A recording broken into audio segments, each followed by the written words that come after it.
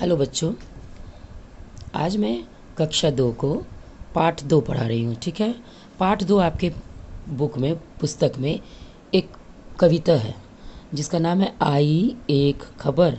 आप स्पेलिंग करके हिज्जे कर कैसे पढ़ोगे? आ ई आई, चूँकि बड़ी है देर से बोलेंगे। एक खबर, खबर। तो आई एक खबर। और आप जब भी कोई कविता पढ़ोगे या कहानी पढ़ोगे, उसके राइटर का नाम, उसको लिखने वाले का नाम ज़रूर पढ़ोगे प्रभु बच्चे। अभी से लेके बड़े तक की आदत डाल लो। तो आई एक खबर, इस कविता को आपकी पुस्तक में जिन्होंने लिखा है उनका नाम है शांति अग्रवाल। ठीक है। चलिए अब हम लोग कविता पढ़ते हैं। और इस कविता को मुझे बड़ी खुशी है कि आपने बहुत पहले से ही सुनाना शुरू कर दिया है और बहुत बच्चों ने भेजा है सुना करके।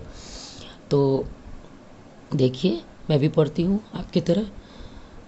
और आपको जिनको पढ़ना ठीक से नहीं आ रहा वो स्पेलिंग करके पढ़ेंगे हिज्जा लगा के। अभी खबर दिल्ली से आई, मक्खी रानी उसको लाई। टिड्डे ने हाथी को मारा, हाथी क्या करता बेचारा।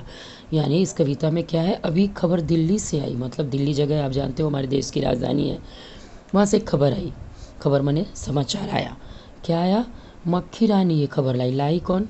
मक्खी रानी ने ये खबर लाई। देखिए यहाँ पे मक्खी है। तो दिल्ली से खबर मक्खी लाई। खबर क्या थी? टिड्डे ने हाथी को मारा। खबर क्या है, समाचार क्या है कि एक टिड्डे ने, मतलब एक छोटे से फतिंगे ने, देखिए ये है टिड्डा यहाँ पे, ठीक है, इसने, एक छोटे से कीड़े ने हाथी को मार दिया। हाथी क्या करता बेचारा? घुस बैठा मटके के अंदर, मटके में थे 2.5 बंदर। अब एक बड़ा सा मटका था, मटका मतलब घड़ा। हाथी बहुत बड़ा था, मटका भी बहुत बड़ा था, उसके अंदर हाथी घुस गया टिड्डे के डर से।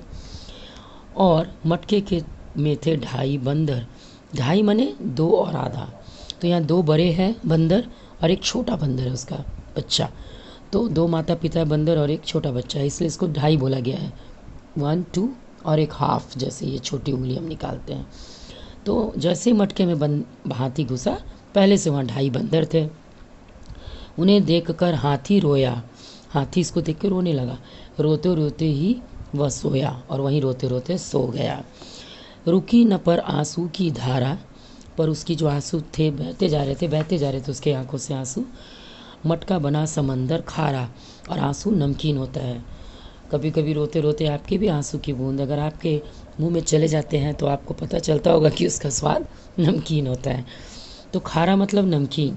मैं क्या करूँगी, इसके जो कठिन शब्द हैं, जैसे टिड्डे का क्या अर्थ है, जैसे खबर मतलब क्या, तो ये सब मैं आपको भेज दूँगी। खारा मतलब क्या, मटका माने क्या, इसके शब्दार्थ मैं लिख के दे दूँगी। तो उनके जो उसके आंसू नहीं रुक रहे थे, जिससे कि पूरा घड़ा भर गया और समंदर बन गया। समंदर माने समुद्र, जो नदी से भी बड़ा होता है। और वो वहाँ का पानी भी खारा होता है, नमकीन होता है। समुद्र का पानी भी नमकीन होता है और आँखों का भी पानी नमकीन। तो हाथी के आँखों के आंसू से पूरा घड़ा भर गया और एक बड़ा सा समंदर बन गया। लगे डूबने हाथी बंदर। अब इसमें जो पहले से 2.5 बंदर थे और हाथी, वो डूबने लगे, फंस गए थे उसके अंदर, मटके के अंदर वो लोग फंसे हुए थे। उनको सुनकर आया मच्छर। अब आप मच्छर को तो पहचानते हो। मच्छर आया उसके अंदर। नहीं, ये शायद मक्खी है कि टिड्डा ही यही है। मच्छर आया, देखिए, नहीं यही है टिड्डा।